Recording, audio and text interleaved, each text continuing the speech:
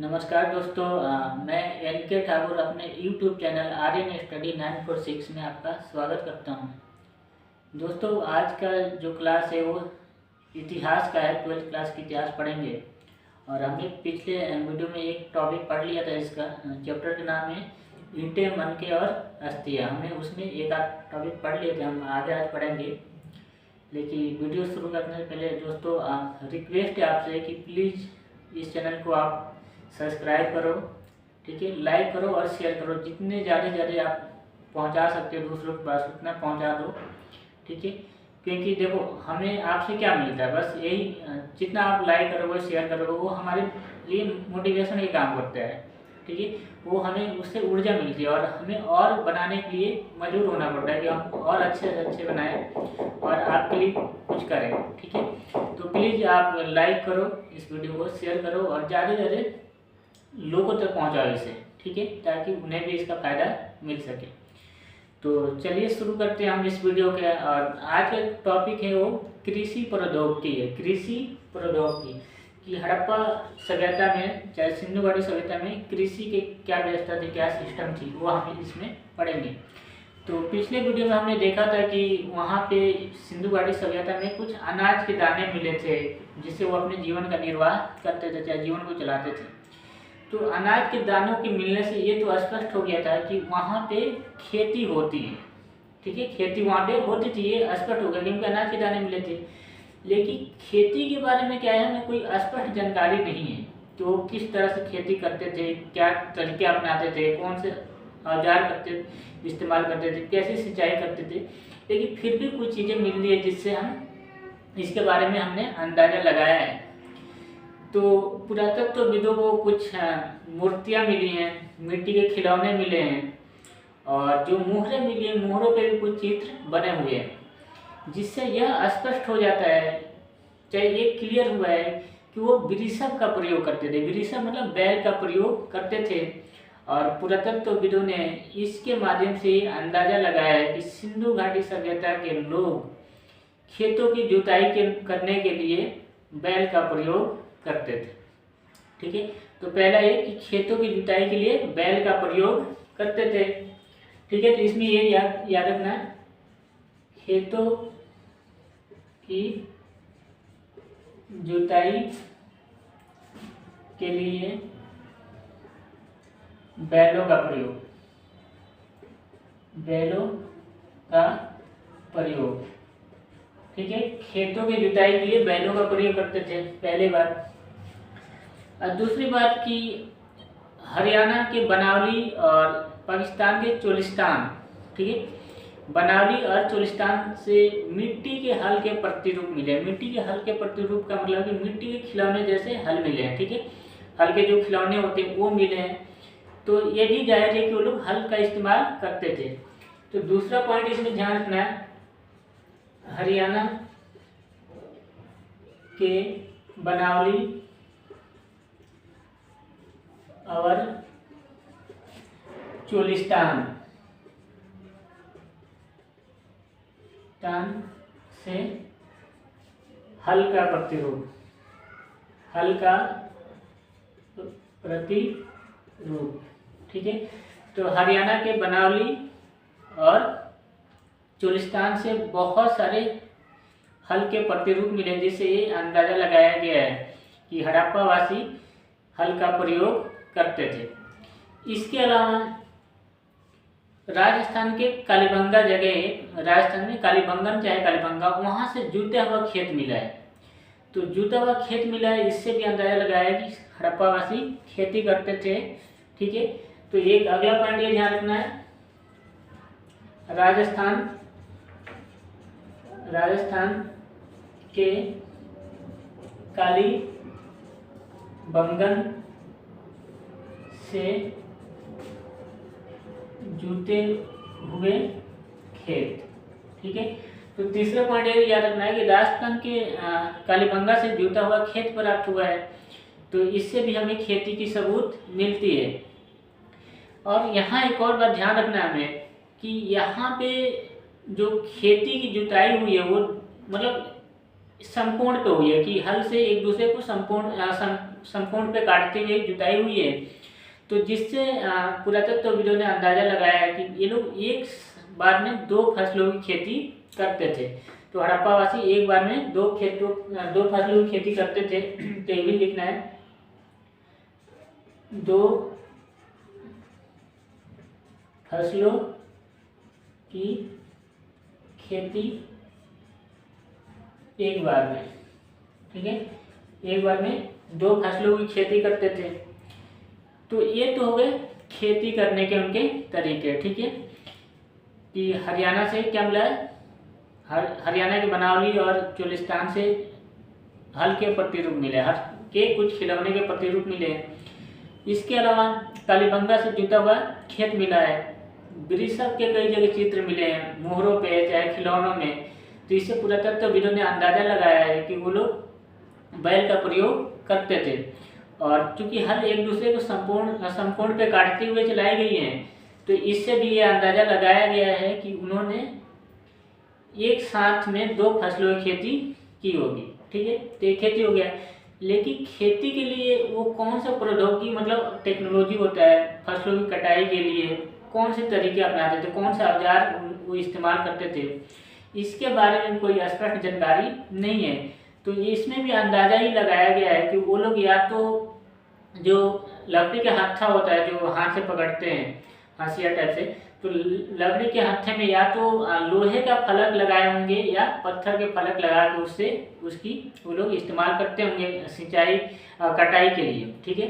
तो फसलों की कटाई के लिए लकड़ी के हत्थे में पत्थर या धातु के फलक लगा के उसकी इस्तेमाल उसका वो करते होंगे। तो ये कटाई के लिए हो गया। इसके अलावा कि जब हम खेत करते हैं चाहे खेती करते हैं तो हमें सिंचाई की जरूरत पड़ती है। तो जाहिर सी बात है वहाँ भी सिंचाई की जरूरत पड़ती होगी, क्योंकि वो पूरा हड़प्पा इलाका था वो अर्ध शुष्क इलाका था, मतलब पूरी ना तो पूरी तरह से बारिश होती थी और बिल्कुल सूखा भी नहीं पड़ता था। तो इसलिए इसको अर्ध शुष्क इलाका कहा गया है। और अर्ध शुष्क इलाका होने के कारण जाहिर सी बात है कि इस इलाकों में सिंचाई की जरूरत पड़ती होगी। तो ये लोग सिंचाई के तरीके कौन कौन से अपनाते थे, सिंचाई में कौन से तरीके अपनाते थे, तो इसके बारे में भी कोई मतलब पूरा ठोस सबूत नहीं मिला है कि ये लोग कौन से सिंचाई के लिए कौन सी व्यवस्था करते थे। लेकिन कुछ साक्ष्य मिले हैं जिससे अंदाजा लगाया गया है कि इन चीज़ों का ये लोग प्रयोग सिंचाई में करते होंगे। तो अफगानिस्तान के शोतुरगई इलाका है, अफगानिस्तान के शोतुरगई से नहर के सबूत मिला है, अफगानिस्तान के शोतुरगई, ठीक है। तो शोतुरगई से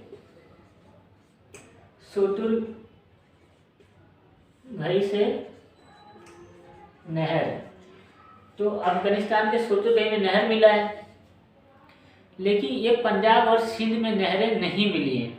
तो इसमें भी अंदाजा लगाया गया कि पंजाब और सिंध वाले इलाके में भी नहरें रही होंगी, लेकिन समय के साथ ये गाद से मिट्टी ओटी से ये नहरें भर गई हैं, तो इसलिए इस इलाके में नहीं मिली, लेकिन रही जरूर होंगी। तो नहरों का जो सबूत मिला वो अफगानिस्तान के शोतुरगई, ये ध्यान रखना, कहाँ से मिला, अफगानिस्तान से, अफगानिस्तान के शोतुरगई इलाका है, वहाँ से नहर का सबूत मिला है। इसके अलावा एक जलाशय का भी प्रयोग करते थे सिंचाई के लिए, और जलाशय मिला है धौलावीरा से, ठीक है। तो दूसरा जो था जलाशय कहाँ से, धौलावीरा,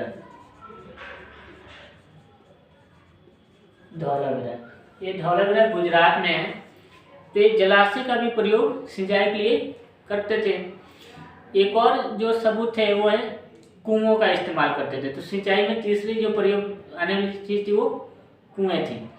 तो कुओं से भी ये लोग क्या करते थे, पानी लेके और सिंचाई खेतों की करते थे, क्योंकि मोहनजोदड़ो में लगभग 700 कुएं मिले हैं। तो इससे भी अंदाजा लगाया जाता है कि लगभग वो सिंचाई में इसका प्रयोग करते होंगे। तो तीसरा है कुओं का प्रयोग,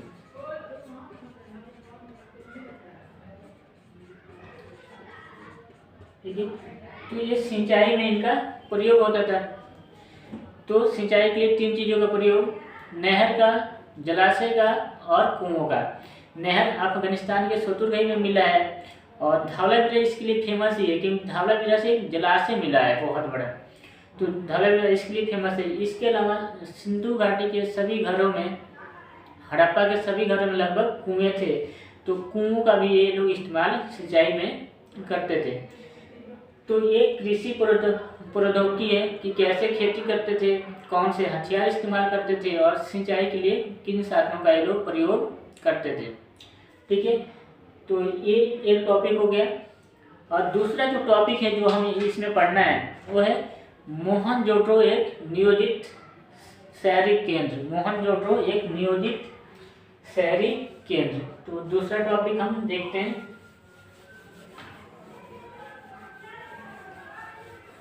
मोहनजोदड़ो एक नियोजित शहरी केंद्र। मोहनजोदड़ो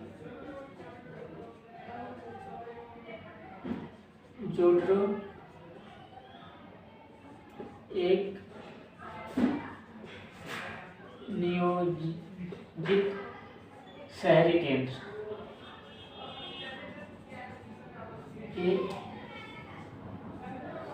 मोहनजोदड़ो एक नियोजित शहरी केंद्र, इसका मतलब है कि जो मोहनजोदड़ो जो इलाका था, शहर था, वो नियोजित मतलब प्लानिंग करके बसाई गई थी। तो हम इस टॉपिक को देखते हैं। तो जैसे कि हमें पता है कि सिंधु घाटी में दो इलाके बहुत फेमस थे, एक मोहनजोदड़ो, एक हड़प्पा। मोहनजोदड़ो मतलब आकार में थोड़ा बड़ा था और हड़प्पा भी ठीक था, लेकिन हड़प्पा इसलिए फेमस है कि वो सबसे पहले हड़प्पा की खोज हुई थी। और मोहनजोदड़ो की विशेषता है कि मोहनजोदड़ो में जो बस्तियाँ थी, इलाके थे, वो दो वर्गों में बटे हुए थे। ठीक है, एक इलाका जो ऊंचाई पे बसा हुआ था लेकिन वो छोटा था। ठीक है, और दूसरा इलाका जो नीचे बसाया गया था लेकिन बहुत बड़ा था। ठीक है, तो पुरातत्वविद इन दोनों इलाकों को, जो ऊंचाई पे बसा हुआ था उसको दुर्ग, और जो नीचे बसा हुआ था उसे निचला शहर कहते हैं। तो पुरातत्वविद इसको दो वर्गों में बांट देते हैं, एक दुर्ग और दूसरा निचला शहर। निचला शहर, दुर्ग और निचला शहर। ठीक है, तो दुर्ग की क्या विशेषता थी? एक तो ये कच्ची मिट्टी के जो ईंटें होती हैं वो पहले उससे चौतरे बनाए गए थे और उन्हीं चौतरों पे वो बसाया गया था। ठीक है, तो इसकी पहली जो विशेषता थी कि ये ऊंचाई पे बसा हुआ था। ठीक है, ऊंचाई पर बसा हुआ था, तो इसकी पहली विशेषता थी कि ये ऊंचाई पे बसा हुआ था। दूसरी बात कि इसको दीवारों से घिरा गया था, दीवारों से घेरा गया था। और इसको जो निचला शहर था उसे अलग रखने की कोशिश की गई थी। ठीक है, निचले शहर से अलग था। ठीक है, तो ये दुर्ग की विशेषता थी कि ये कंची ईंटों की जो चबूतरे थे उस पे वो बसाया गया था, इसलिए ऊंचाई पे था।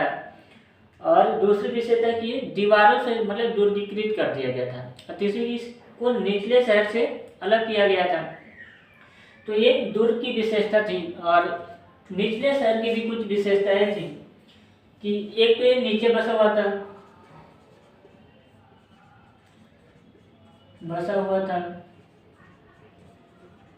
दूसरी बात कि निचले शहर में भी कुछ मकानों को ऊंचाई पे बसाया गया था। ठीक है, तो इसमें भी कुछ मकानों को ऊंचाई पर बनाया गया था,